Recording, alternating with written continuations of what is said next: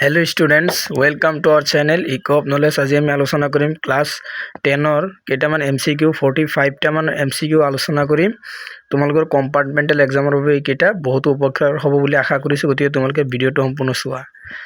√2 √8 √18 √32 সমান্তৰ প্ৰকৃতিৰ সাধাৰণ অন্তৰ আৰু পৰৱৰ্তী পদটো হ'ব ক্ৰমে। এইটো অপশ্যন D টো কাৰেক্ট হ'ব। 2 নম্বৰটো আছে -4,6 আৰু 8,-6 বিন্দু দুটাৰ পৰা সমদূৰত্ব x অক্ষৰ ওপৰত থকা বিন্দুটোৰ স্থানাংক কি হ'ব? এইটো অপশ্যন C 2,0। তলৰ কোনোটা শুদ্ধ উক্তি বাছনি কৰা। A tan এৰ মান সদায় একতকৈ সৰু য'ত A এটা সূক্ষ্ম কোণ।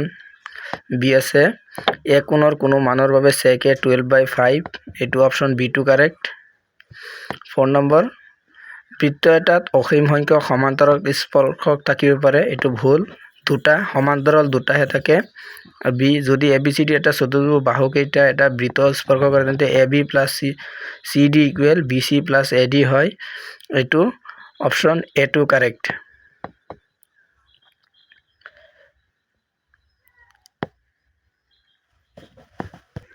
ফোৰ নম্বৰটো অপশ্যন B টো কাৰেক্ট হ'ব।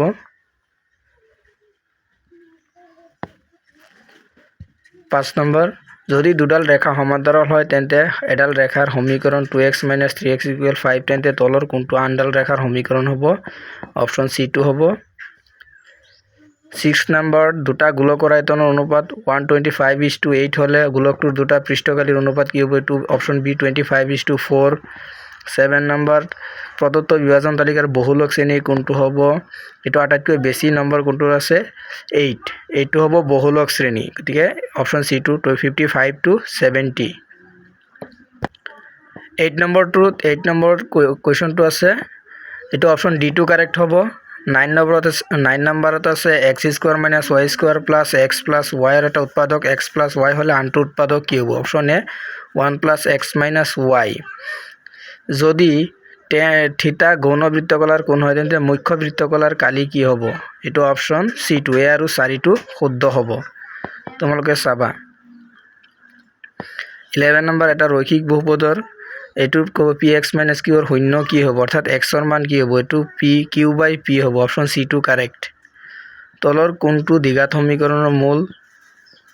এইটো অপশ্যন D কেৱল 2 টো শুদ্ধ। 13 নম্বৰ তলৰ কোনটো সমান্তৰ 13 নম্বৰটো চাই যোৱা তলৰ কোনটো সমান্তৰ প্ৰকৃতিত আছে? সিহঁতৰ সাধাৰণ অন্তৰ 2 হয়, তেন্তে এইটো অপশ্যন B টো কাৰেক্ট হ'ব। 14 নম্বৰতে আছে চিত্ৰৰ পৰা x ৰ মান নিৰ্ণয় কৰা। এইটো অপশ্যন 4টাৰ ভিতৰত অপশ্যন B টো 50 ডিগ্ৰী। আৰু দিয়া আছে 15 নম্বৰত m আৰু n দুটা ধনাত্মক অখণ্ড সংখ্যা m = pq আৰু n = pq = q² আৰ্হিৰ প্ৰকাশ কৰা হয়। য'ত p আৰু q মৌলিক সংখ্যা তেন্তে লসাগু m, n × গসাগু m, n কিমান হ'ব? এইটো হ'ব p⁴ × q⁵ 16 নম্বৰ যদি cot θ = 7/8 তেন্তে 1 + sin θ / 1 + cos θ into 1 + sin θ into 1 - sin θ / 1 + cos θ into 1 - cos θ equal what? এইটো হ'ব 49/64। 17 নম্বৰ চিত্ৰক যদি ত্ৰিভুজ ABCD ৰ পৰিসীমা 27 তেন্তে A + BQ + CR ৰ মান কিমান হ'ব? এইটো হ'ব 13.5 সেন্টিমিটাৰ। 18 নম্বৰ 5 সেন্টিমিটাৰ ব্যাসাৰ্ধ বৃত্ত এটাৰ পৰিধি হ'ব পাইৰ মান 3.14 ধৰি এইটো হ'ব 31.4 সেন্টিমিটাৰ। অপশ্যন C টো। 19 নম্বৰৰ অপশ্যন হ'ব অপশ্যন D টো কাৰেক্ট। 20 নম্বৰৰ অপশ্যন হ'ব অপশ্যন D টো কাৰেক্ট হ'ব। 20 নম্বৰৰ 21 নম্বৰটো চোৱা, এইটো অপশ্যন C টো হ'ব 22। 22 নম্বৰটো অপশ্যন D টো হ'ব 5 সেন্টিমিটাৰ। আৰু 23 নম্বৰটো চোৱা, 3 নম্বৰটো অপশ্যন যদি বহুলকৰ মধ্যমা 60 আৰু 66 হয় তেন্তে মধ্যমা 64 হ'ব। মধ্যমা = 1/3 বহুলক + 2 মাধ্য। এইটো অপশ্যন C টো কাৰেক্ট হ'ব। D নম্বৰ 24 এটা চিত্ৰ দি আছে এই চিত্ৰৰ পৰা এইখিনি ক'ব লাগে এনসাৰটো কি হ'ব লাগে বাছি উলিয়াব কৈছে এইটো অপচন চাৰিটা দি আছে অপচন সি টো কাৰেক্ট হ'ব 25 নম্বৰটো হ'ব অপচন ডি টো -15 26 নম্বৰত দি আছে এইটো পৰিমেয় নে অপৰিমেয় কৈছে অপৰিমেয় বুলি নহয় বুলি কৈছে মানে কি পৰিমেয় অপচন সি টো কাৰেক্ট হ'ব 27 নম্বৰটো হ'ব অপচন ডি টো correct p minus q plus r divided by p 28 নম্বৰটো অপচন ডি টো কাৰেক্ট হ'ব 29 নম্বৰটো হ'ব এটো মিলাবলৈ দিছে তো অপচন বি টো কাৰেক্ট হ'ব বিকল্প 30 নম্বৰটো হ'ব অপচন বি 31 নম্বৰটো হ'ব অপচন সি 32 নম্বৰটো হ'ব অপচন এ 4,1 33 নম্বৰটো হ'ব অপচন সি 7/18 34 নম্বৰটো হ'ব এ 1 আৰু 4 টো শুদ্ধ 35 নম্বৰটো হ'ব অপচন বি টো কারেক্ট হ'ব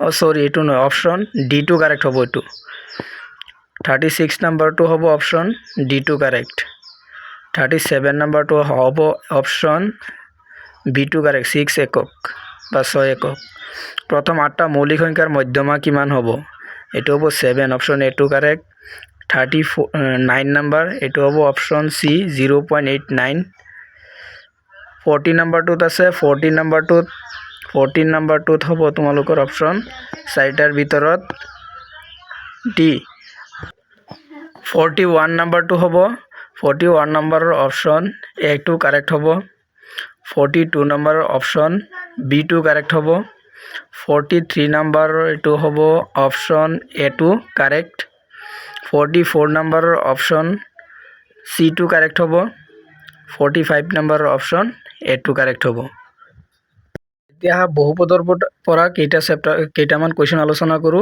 1 নম্বৰত আছে চিত্ৰ y = px বহুপদৰ ক্ষেত্ৰৰ শূন্য সংখ্যা কি হ'ব অৰ্থাৎ x অক্ষত কেইটা কাটিছে এটো হ'ব শূন্য সংখ্যা x ত কাটা নাই গতিকে শূন্য হ'ব 0 2 নম্বৰ px = 6² + 9x - 2/7 হয় তেন্তে বহুপদক ডেশ বুলি কোৱা হয় দ্বিঘাত বহুপদ বুলি কোৱা হয় 3 number question px = 8x⁴ + 2x³ + 3x - 1 ৰ সৰ্বোচ্চ ঘাত কি এটো হ'ব 4 বহুপদ x² - 3x 6x - 27 ৰ দুটা শূন্য 9, -3 বহুপদ x² + bx + c = ডেশ a not equal 0 লেখটো কি হ'ব অপচন সি টো হ'ব কারেক্ট আৰু 6 নম্বৰটো চোৱা 6 নম্বৰটো অপচন ডি টো হ'ব 15